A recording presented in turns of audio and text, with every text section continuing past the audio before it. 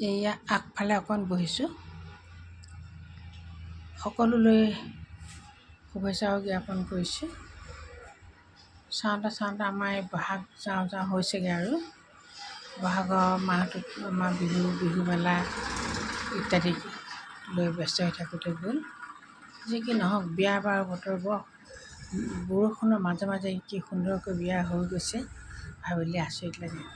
এনেকৈ সময়বিলাক সুন্দৰকৈ গৈ থাকিব। ভগৱানে যেতিয়া দিব সকলো ফালে সুবিধা কৰিয়ে দিয়ে। তাৰ মাজে মাজে আমি চলিব জানিব লাগিব। মানুহৰ জীৱনটো সঁচাকৈ বৰ অমূল্য জীৱন। আজি দিনটো যে আমি পোৱাটো দেখিছোঁ, সেইটো আমাৰ কাৰণে বৰ সৌভাগ্যৰ কথা। সকলোৱে তেনেকৈ ভাবিব। নিজেই যি দিব আনক, সেয়া আপুনিও ঘূৰাই পাব। সময়ে আপোনাক কেতিয়াও নঠগে। আপুনি কাকো নঠগিব, আপোনাক কোনেও নঠগে। যদিহে আপুনি কাৰোবাক ঠগে, তাৰ পৰিণাম কিন্তু আপুনি ভোগ কৰিবলৈ পাবই। আজি নহ'লেও কাইলৈ পাব। চাই থাকিব। ধৈৰ্যহে কথা।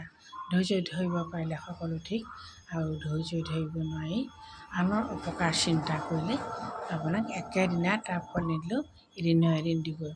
সদায় সুন্দৰকৈ চলিব। কেতিয়াও কাকো হিংসা নকৰিব। কাৰো প্ৰতি অন্যায় ভাৱ নল'ব। চাব ভগৱানে সদায় আপোনাৰ প্ৰতি সদয় হৈয়ে থাকিব। ভগৱান সঁচাকৈ বৰ দয়ালু, বৰ সহিষ্ণু, আৰু ভগৱানে যাক দিব লাগে, যেনেকৈ দিব লাগে তেনেকৈ দিয়ে।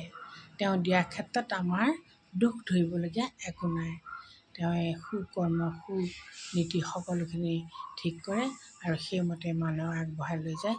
মানুহেই মানুহৰ জীৱনত ভালকৈ চলিবলৈ শিকি ল'লে কোনো অসুবিধা নাথাকে। গতিকে জীৱন ক্ষণস্থায়ী হ'লেও আপোনাৰ যি কৰ্ম, সেই কৰ্মই আপোনাক উজ্বলাই ৰাখিব। সকলোৱে সদায় ভালে থাকিব। আপোনালোকৰ মংগলেই সকলোৰে মংগল। আপোনালোকৰ ভাল মনোভাৱে সকলোকে আনন্দ দিব।